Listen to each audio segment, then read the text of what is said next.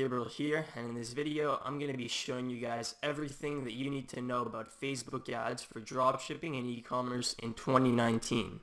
So I'm going to be sharing the exact strategy that I've personally used on my stores to scale brand new products to over 6 figures in sales in just a few months. So this strategy is super valuable and you can use it for any physical product. So whether you're a brand, whether you're a drop shipper, the strategy is pretty much the same. So I really hope you guys enjoy this video. Also, if you're new around here, please make sure to subscribe. I drop valuable videos like this one all the time. And if you need any help, you can also join our Facebook group, first link in the bio, and then you can ask any questions and get some help from the community. Alright, so before we get started, I just want to show you guys a little bit of proof that I do know what I'm talking about and that I have tested a lot of this stuff myself before sharing it with you guys. So this is a relatively new ad account. It was started in July for a brand new store, so it was a new store and a new pixel. And since then we've spent a little over $400,000 on ads, and we've achieved a return on ad spend of 1.92, so that's not that great, but it was still really profitable for this store, and actually it was a little bit higher than 1.92 because a lot of these conversions didn't track properly. So yeah, so you guys get the point. This is just one of my ad accounts. In total, I've probably spent about $1 million on Facebook ads testing a lot of stuff. So in this video, I'm just really going to be sharing what I've learned and what works for me and what I've determined to be the best blueprint to launch and scale a product in 2019 using Facebook ads. So let's get right into it. Alright, so first off, a couple basic things that you need to have set up before we can even start. You need to have your pixel installed on your store and your page created for your store. So you can use a brand new pixel, that's fine, but just make sure that you install the pixel right away just so we can start collecting data right from the start. And obviously you want to have a page because you need a page to advertise from. Another thing you'll want to do right from the start is customize your column set on Ads Manager because by default it's really not optimized for e-commerce. Just to quickly show you guys what I mean with the columns, so this is by default what the columns would look like on your Ads Manager, and this is the performance column set made by Facebook. And you know, it has a lot of the stuff that you need to see so you can see your results, which is usually the number of purchases, your cost per result, your amount spent, and all that. But you really don't have all the information that you could be looking at and using to evaluate the performance of your campaigns. Alright, so now in comparison, I actually pulled up the column set that I like to use on my Ads Manager, and you can just pause the video if you want to copy mine, and then just click columns, customize columns, and you can add all these columns, and you'll have the exact same column set as me. So this column set might seem a little bit overwhelming at first, and if you don't really know what these things mean, it can be confusing, but this actually helps having all this pulled up. So the first thing that I like to add is the CPM column right here, and this is basically how much you're paying for 1,000 impressions. And this will depend on your targeting and also on your video ad or whatever ad you're using, how engaging that ad is. So it's a good metric to keep track of, because if you see your CPM skyrocketing, that can indicate that maybe your ad's been seen too many times, or you know, your targeting's off. So it's an important metric to keep track of, and you definitely want to pull that up on your column set. Another thing that I really like pulling up on my column set is these 4 columns right here. So the website content views, website add to cart, websites checkout initiated, and website purchases. So what this does is it basically gives you an overview of the whole funnel on your website, right? So when people get targeted by your ads, the first step is for them to view your website's content. So this column right here tells you how many people actually viewed your content for the amount you paid for, right? And then it funnels down to add to cart. Out of the people who viewed your content, only so many are going to add to cart. So then you can see, okay, so about 15% of people added to cart. And then from there on, you can see, okay, 66% of people initiated checkout. And then from there, 50% of people actually bought the product. So you can actually keep track of your whole funnel straight from Ads Manager and look at different campaigns and compare the funnel, and you can basically troubleshoot your campaigns this way. So it's really useful to have these columns pulled up. Another thing that I pulled up here is the cost per link click. So this is a really easy metric to keep track of if you already have some data on your site. So for example, if you know that on average each visitor will bring you $1.5 in revenue, and you know that you need at least a 2.0 return on ad spend, you would be looking at a 75-cent cost per click in order to be profitable. Alright, so once you've set up your column set, there's a few more things you need to know about Facebook ads before you start advertising. So a lot of you might already know this, but I'm assuming that a lot of people watching this video are going to be beginners, and this is really important to understand. So the first thing is that the Ads Manager is set up in folders. So the top level is campaign, and then you have ad sets within that campaign, and then within ad sets you have multiple ads. And then the campaign determines the objective. So let's say you want website conversions, that is set at the campaign level. And then your ad sets define the targeting and the budget. So it's just a really important thing to understand, just so you're not confused when you go through the Ads Manager. That's how it's set up. Another thing is you need to understand that it's a bidding system. So Facebook ads doesn't really provide consistent results because there's a lot of external factors. It depends how many people are targeting the same audience as you. So if there's a lot of people who are targeting the same audience, the CPM for that audience, which is the cost per 1,000 impressions, is going to be a lot higher than if you target an audience that no one wants to target. So that's why if you target worldwide, for example, you'll get really cheap traffic, but that's because no one wants to target that audience because they don't actually make any purchases, right? But if you target the United States, for example, which is an audience that spends a lot online and that is known to purchase a lot of things, the CPM is going to be a lot higher because there's a lot of people targeting that audience for the reasons I just mentioned. So once you've got the basics down, the next step is to do some audience research so that you know who to target when you start running ads. So Facebook lets you target based on interests and behaviors, and interests are not always relevant, and this is an important thing that you need to know.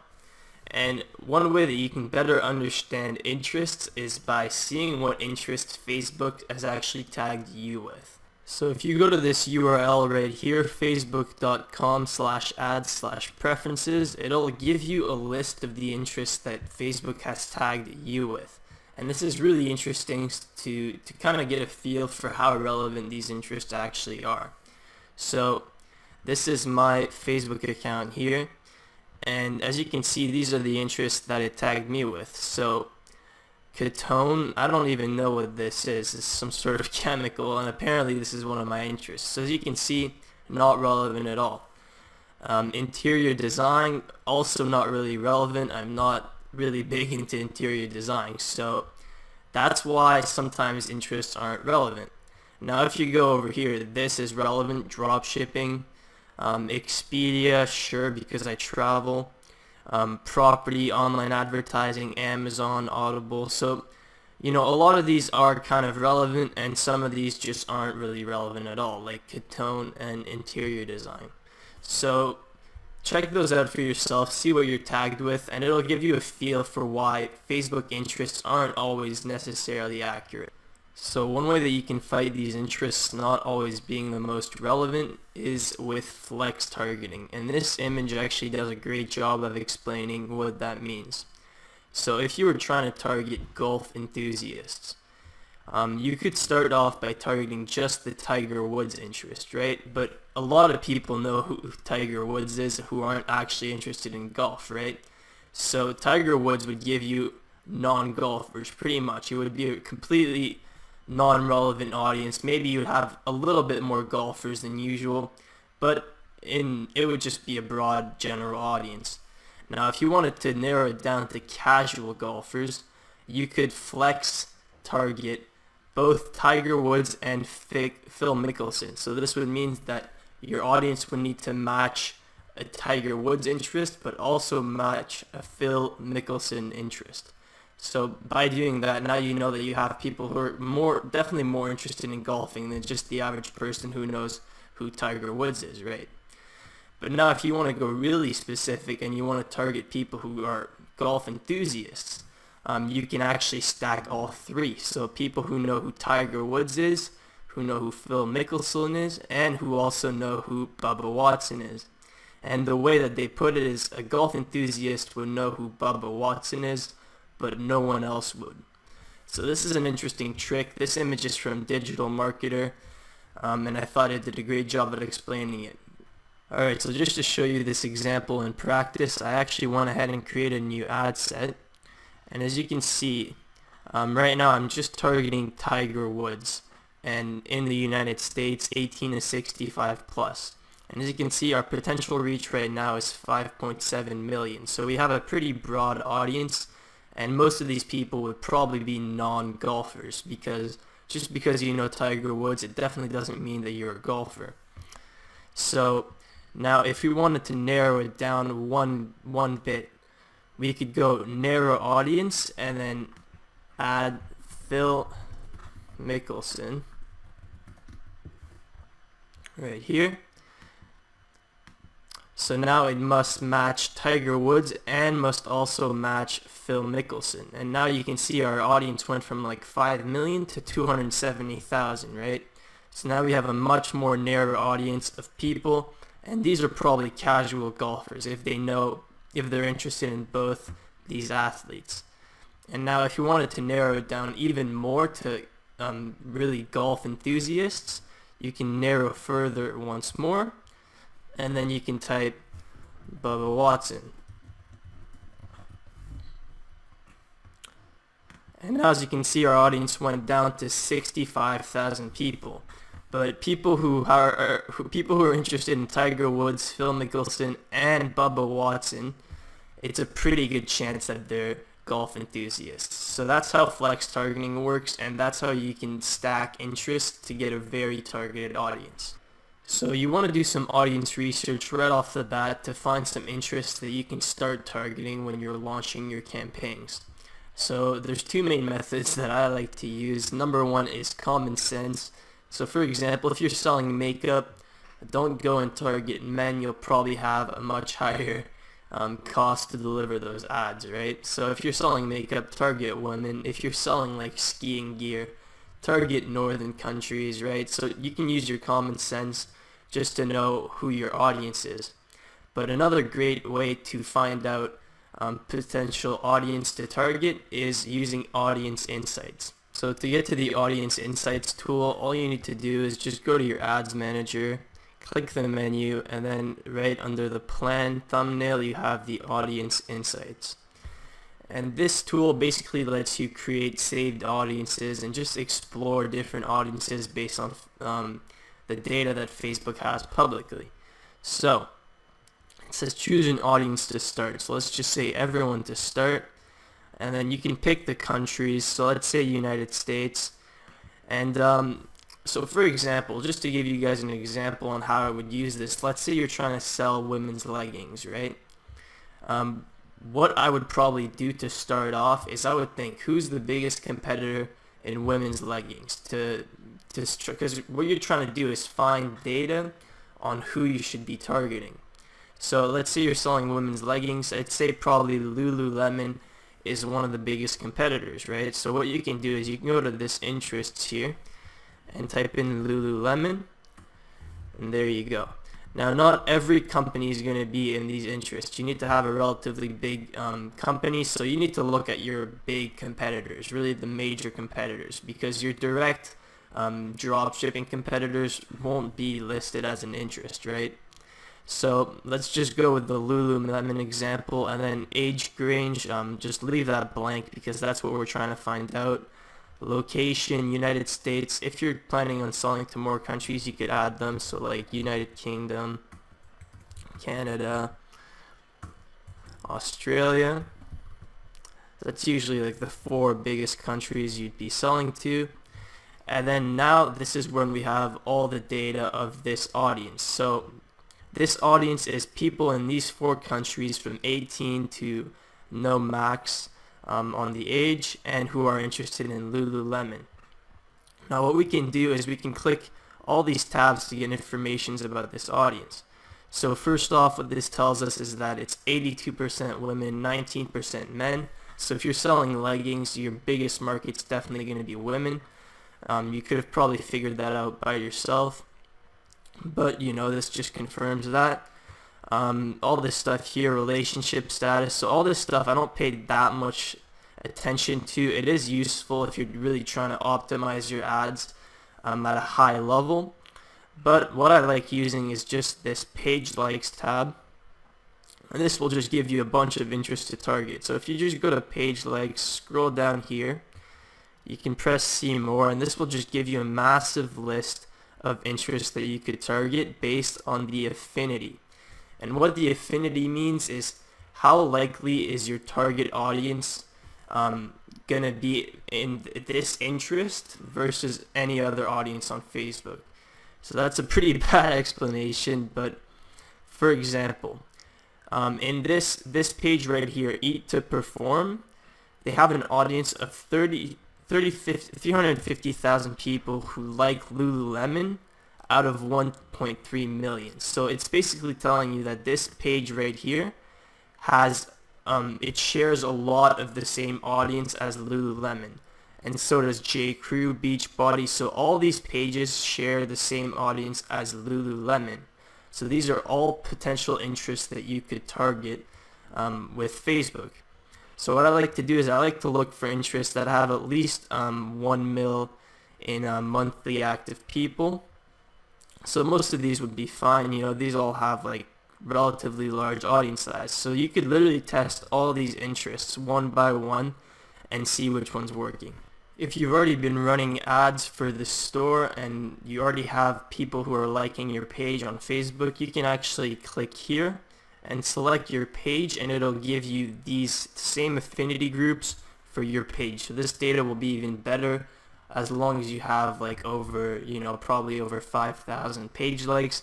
You'll be able to get some affinity groups that you could target, but that's only if you already have data. If you don't, the best way is probably just to go off your competitors' data. So once you've done your audience research, the next step is to do some split testing for your creatives to find your winning ad. So this is a step that a lot of people skip, but it's really important, and it can be the difference between your campaign being successful or failing.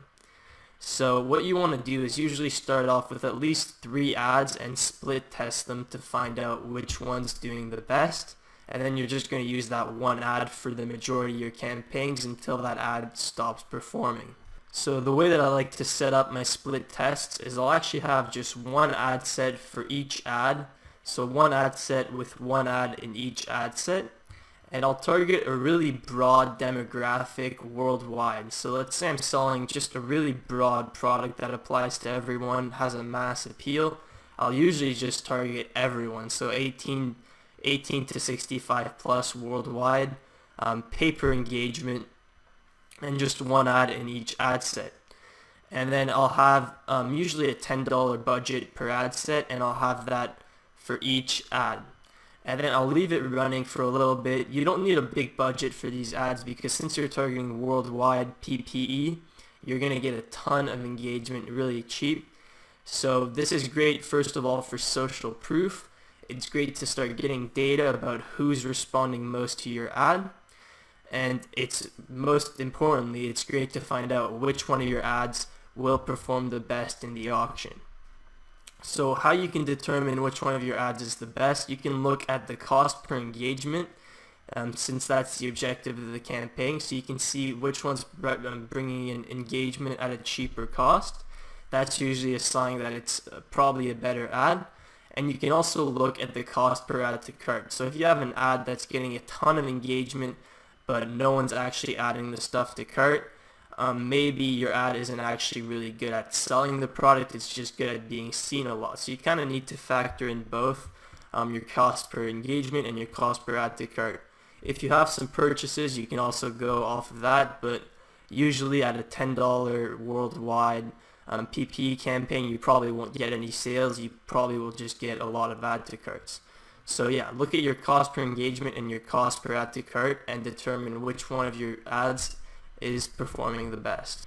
Once your winning ad starts getting close to 100,000 views, which shouldn't take too long because once again we're targeting worldwide, so engagement is really cheap. This is when you can build a 95% video viewers custom audience, and we're going to use that to test our first lookalike audiences. So if you're unfamiliar with lookalike audiences, they're actually really simple and they're a really useful tool, and you should definitely start using them. So how they work is that they find the people most similar to a given custom audience. So you can use any custom audience. You can use, for example, Instagram engagement in the last 30 days. You can use an email list. You can use any action on your pixel. And you can feed it that custom audience, and Facebook's going to give you back a larger audience that most closely matches the audience that you initially gave it. So if you, for example, make that custom audience of 95% video viewers from your winning video ad, you're going to have an audience of people who watched the majority of your video and who were obviously interested in the product to a certain extent, right? And then now you're going to give that audience to Facebook, and it's going to give you an audience of people similar to those people. So people who are likely to watch the majority of your video and be interested in your product. So at this point you should have already done your audience research. You should have a list of interests that you're planning on targeting. You should also have already split tested your creatives and found which one of your creatives is performing the best. Now we can enter the testing phase, and this is when you're going to test as much stuff as possible to figure out what's working and what you should scale. So when you're starting out the testing phase, you want to scale horizontally, and what that means is you want to test as many different audiences as possible. So create a ton of different ad sets with different audiences to test and figure out what's working. Another thing that you want to keep in mind is that you want to use the same post ID for each one of your video ads, so that all the social proof gets added to the same ad rather than creating a new ad every time. So just to quickly show you how you use the same post ID for all your ads, when you're creating your ad, you don't want to create it in the ads manager. You want to use an existing post. So you'll want to make the post on your Facebook page beforehand, and then when you're creating the ad, you just go to use existing post, and then you select your post. And that way it'll actually add up all the engagement to this one post ID. And now when you create a new ad, you can either just copy this post ID, or you can just duplicate the one and it'll use the same post. So make sure that you're using the same post. If it's the same video, make sure that it's all in one post versus a bunch of versions of the same video ad. So when I'm starting out the testing phase, I'll usually test out two different things. So number one is the 95% video viewers lookalike audiences. So we built a 95% video viewers custom audience using the video views we got from targeting worldwide. Now we can use that custom audience, build a lookalike audience, and test it for the top countries. So for the United States, the UK, Canada, and Australia. And you want to test all different percents. So 2%, 2 to 5%, and 5 to 10% is usually what I'll test. So besides the 95% video viewers lookalike audience, you also want to test all the interests that you found during your audience research. So the targeting that I'll usually use is I'll start with all countries that I can ship to, which is usually the e-packet countries.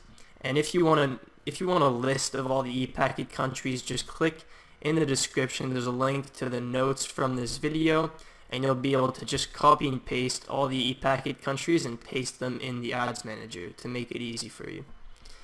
And then so I'll have one interest per ad set, so one interest that I identified during the audience research phase, and then the age range and gender, also what you identified during audience research. And if you're not sure, just leave it broad and Facebook will optimize it for you, right? So if your target audience is women and you select both men and women, Facebook will naturally start delivering it to women only because they have really smart algorithms and they know who your target audience is.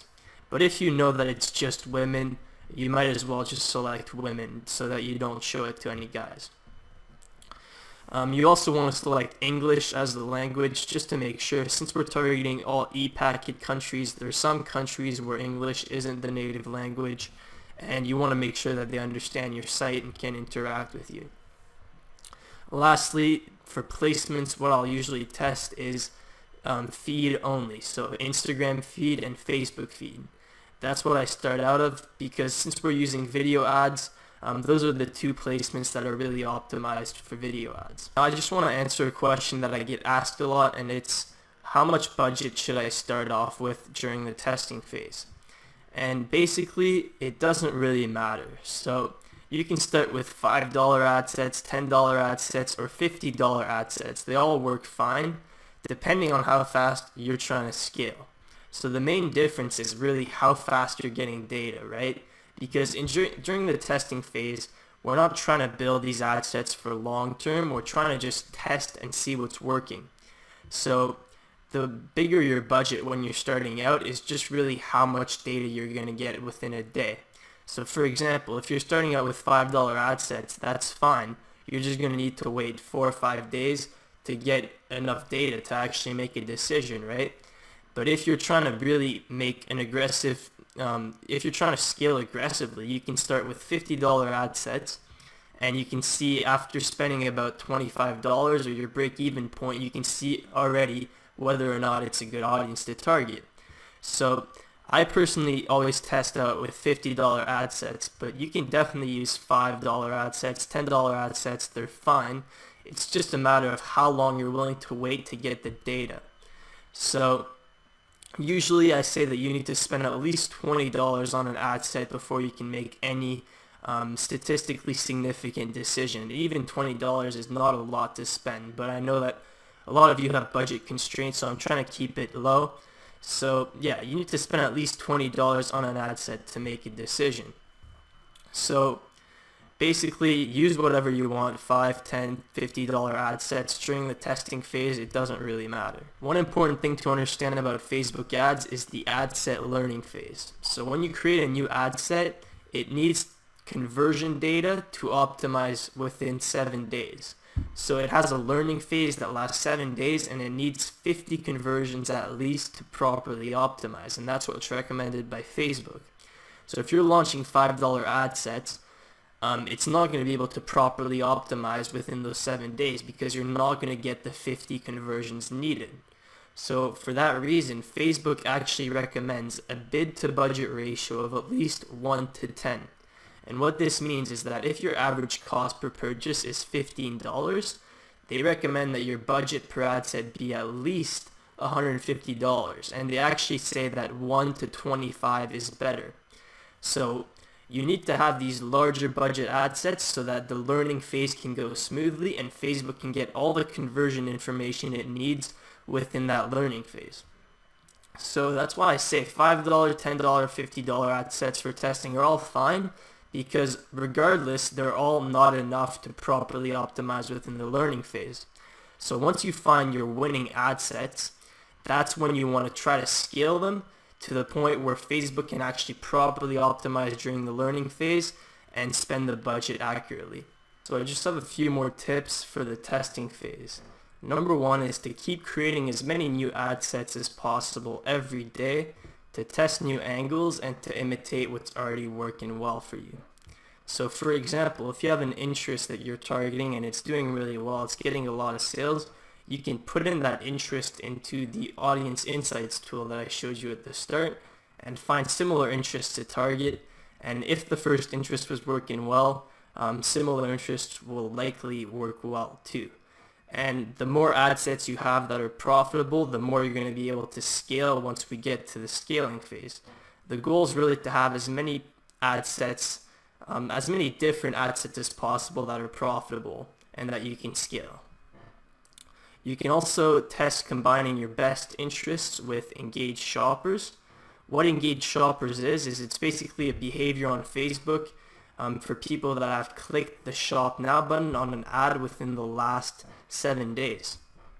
So usually it's a good sign. You know, if people click a lot of ads, it means that they're more engaged and they're more likely to buy your product.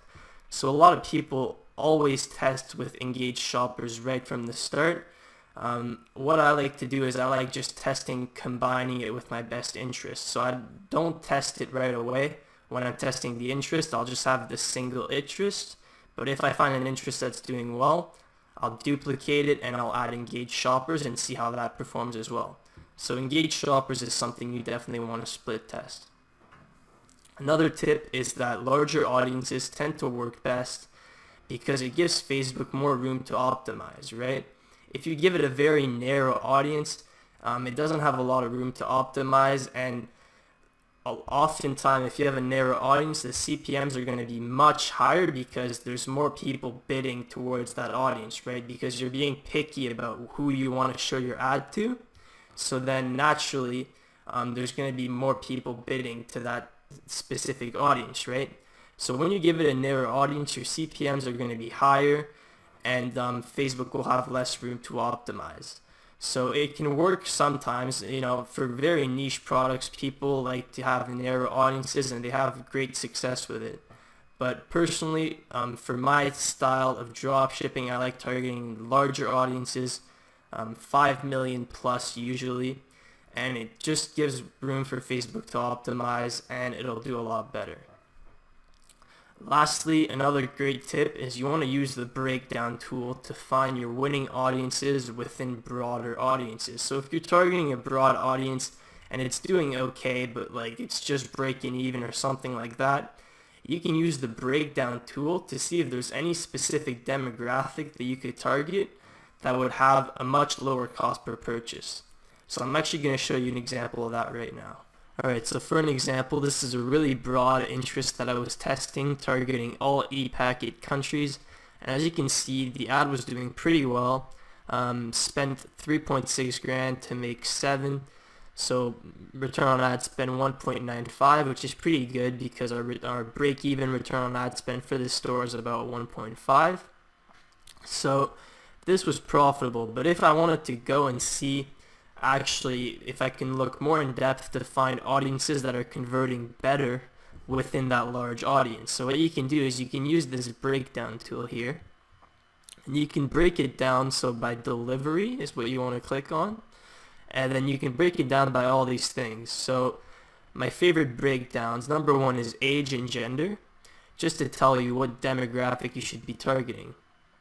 So breaking down this ad set, if we can go and we can now sort it by website purchases, and let's see which audience did the most purchases. And as you can see, it's 25 to 34 females, and the cost per result is 16.47 instead of 19.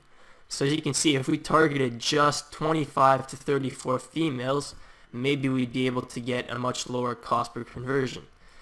You can also go in and break it down by country, which is also really interesting, right? So as you can see, for this specific ad set, Facebook optimized it mainly towards the United Kingdom. It seems like this was the country that was performing the best for us. So now we could go and duplicate this ad set but targeting only the United Kingdom and see what happens. So when you're in the testing phase, you want to make sure that you're continually optimizing and killing ad sets that are clearly not providing results to make sure that you're not wasting money. So first off, you want to calculate your break-even return on ad spend, and this is a really important metric to know. And you can calculate it simply just by doing the product sale price over the product sale price minus the product cost.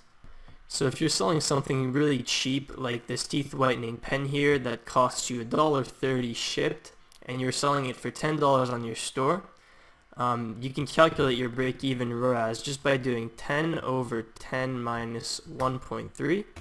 So the sale price over sale price minus the product cost. And this will give you your break-even ROAS. And as you can see, the break-even ROAS for a cheap product, when you have really good margins, is really low. So all you need is a 1.15 ROAS to break even with this product. On the other hand, if you choose something a little bit more expensive and your margins aren't as good, the break-even ROAS is going to be a lot higher. So for example, this backpack costs $41. Even if you were to sell it for $100 on your site, right? Let's calculate what the break-even ROAS would be. So it would be 100 divided by 100 minus 41. And the break-even ROAS, as you can see, would be 1.7. So, a lot higher than 1.15. So you need to keep this in mind, how much margin you have and what your break-even ROAS is, so that you know and you can analyze the performance of your campaigns. So once you know what your break-even ROAS is, what you want to do is you want to always look at the last 5 days of data, including your current day, and kill any ad set that's below your break-even return on ad spend, because you know that ad set is losing you money.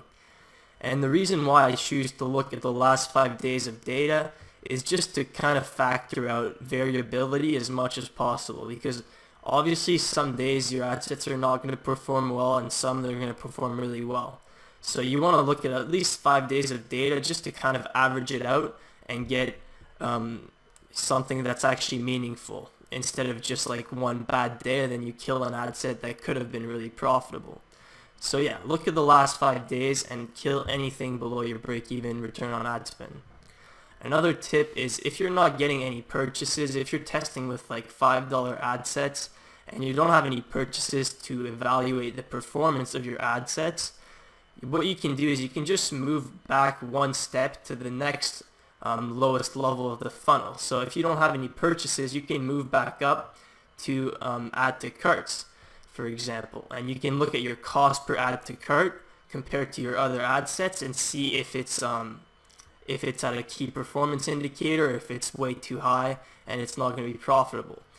If you know that your cost per add to cart is way too high, you can kill it right away without even having to wait for any purchases. An important thing to keep in mind is that if your cold traffic campaigns are just breaking even, you can still be profitable overall by running retargeting. So don't worry if you're just breaking even on your cold traffic campaigns, that's still good. You're buying data and you're getting people to your site, and then you can retarget them. So you can still be profitable if your cold traffic campaigns are just breaking even. Alright, so now we're getting to scaling, which is the fun part. So the goal is to gradually scale your top performing ad sets to higher budgets so that Facebook can properly optimize them. So like I mentioned earlier, Facebook recommends a bid to budget ratio of 1 to 10, which means that your budget should be at least 10 times your average cost per purchase. So if your cost per purchase is $15, your ad sets should be at least $150 daily budget. So that's why you want to gradually scale them. So if you're starting out at $5, you don't want to switch right away to $200 because you have no idea how to perform. So what I usually like doing is 5 to 20, and then 20 to 50 if it's still working well, and then 50 to 200 if it's still working well, and then 200 is the point where the learning phase will actually be able to optimize properly usually. So $200 budget is a good place to be at. But if you want to take it even further, you can actually duplicate your $200 budget and duplicate it to $500 or more budget and start using manual bidding.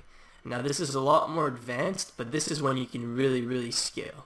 So just to quickly show you how you can set up manual bidding, you would just duplicate your ad set. So your ad set, you should at least have tried it at $200 with lowest cost bidding, which is the default setting. And if that's working well, that's when you can even start to consider manual bidding. So don't jump right into manual bidding as like a miracle solution to make your campaigns profitable. You only want to use manual bidding when your campaigns are already profitable and you want to scale it to the next level.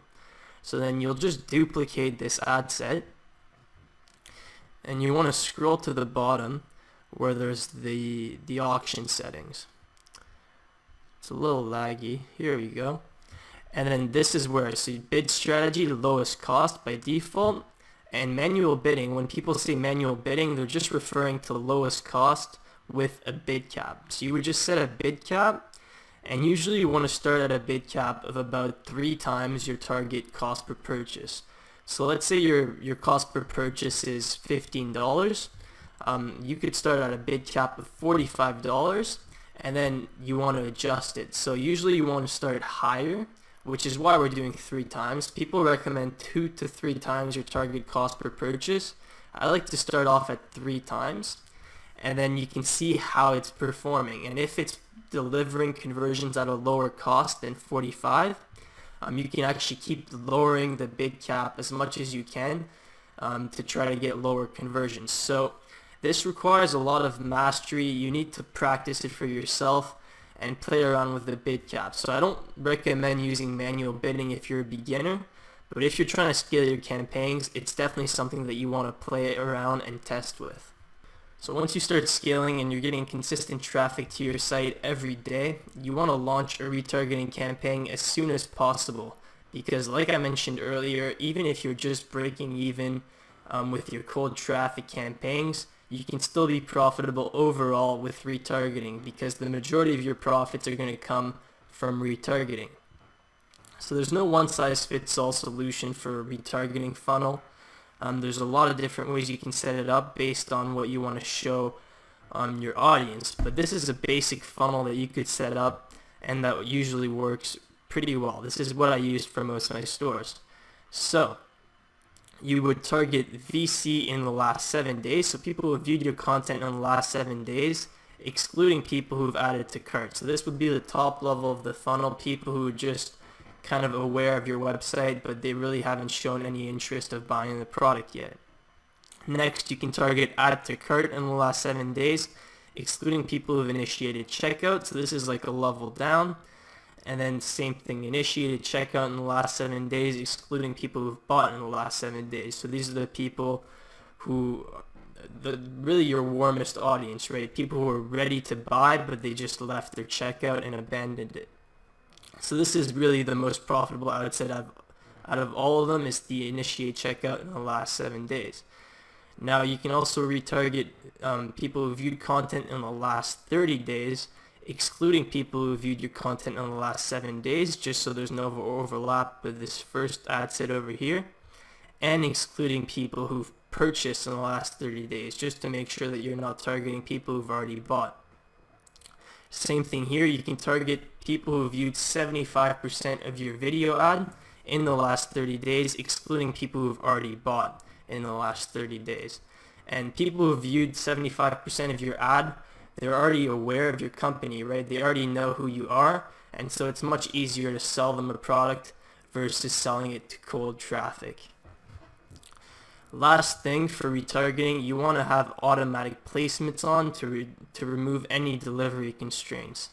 So when you're just selecting feed for Instagram and Facebook, it's really limiting how much Facebook can show your ads to these people, versus when you have automatic placements, your ad will be shown a lot more. One thing to keep in mind when you're using automatic placements is that you need to have content for every type of placement.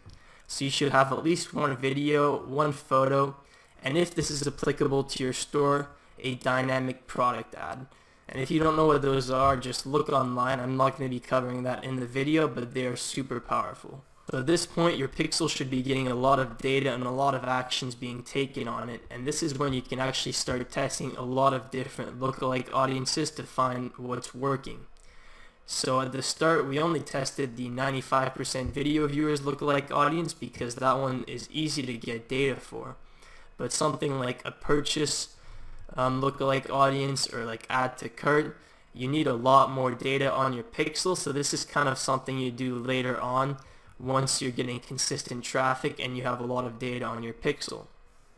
So my personal favorite lookalike audiences to test are purchase value based. So the value-based purchase lookalike audience is actually really powerful. Facebook takes into account all the people who've bought your product, but they also take into account how much they've spent on your store total to find people who are more likely to buy and spend a lot on your store. So the value-based purchase lookalike works great, and I definitely recommend you trying that out once you have enough data. Another one you can try out is the top 25% visitors by time spent. You don't need as much data for this one. You just need a lot of visitors, which isn't hard to get. And it works a lot better than just a simple view content lookalike audience if you do the top 25% visitors by time spent. So I've had a lot of success with this one, and I definitely recommend it. And then 95% video viewers, I already talked about this one. So I'm not going to be going too in depth into how you can scale with lookalike audiences, because I already covered it in one of my videos on the channel. So if you're interested in that, make sure to check it out. Before I end this video, I just have 2 more tips that I want to share with you guys on how you can get more consistent results over a long period of time with Facebook ads. So in my experience, the main reason why your return on ad spend drops over time is ad fatigue. And there's 2 reasons. Number one is that people steal a lot of content, and so people will take your content and advertise it to their audience, and naturally there's going to be some overlap, and so your audience is just going to see the same creative a lot and eventually get tired of it and scroll right past it and not react to it anymore. Second is Facebook also doesn't like you using the same creative over and over again. So if it sees that you've been using the same ad for a long period of time, it's naturally going to start throttling the delivery and showing it to less people. So 2 things that you should get out of that. Number one is properly watermark your content. When you make a new video ad, always watermark it. And when I say watermark, don't just put a logo in the top right corner. You want to have about 30% opacity logo right in the center so that people can't edit it out and that it's your content and they know for sure. So properly watermark your content and no one's going to be able to steal it. Number 2 is continually create new video content. Even if you have one ad that's doing really well for you right now, don't just sit on it, prepare the next one. So continually plan your next ads and plan to have new content consistently to fight ad fatigue. Otherwise, I guarantee you that your return on ad spend is going to drop over time and your campaigns are going to stop being profitable. Alright everyone, so that is pretty much it for this complete guide on Facebook ads for e-commerce and dropshipping in 2019. I really hope you guys enjoyed it. I put a lot of time into making this and keeping it free. So if you did like it, please make sure to like and subscribe. Also, if you want the text notes from this video, you can click the link in the description. It says notes from video, and you'll be able to go to my website where I have all the notes from this video in an easy to read manner, so you can just keep track of them without having to rewatch the whole video. And lastly, if you have any questions or you just want to connect with me, the best place to do so is in my private Facebook group for this channel. That's the first link in the description, so you can just join that group, and I try to respond to everyone on there, and we have a community of people who are helping each other out. So make sure to join that Facebook group. And that's pretty much it, guys. Thanks a lot for watching this, and I'll see you next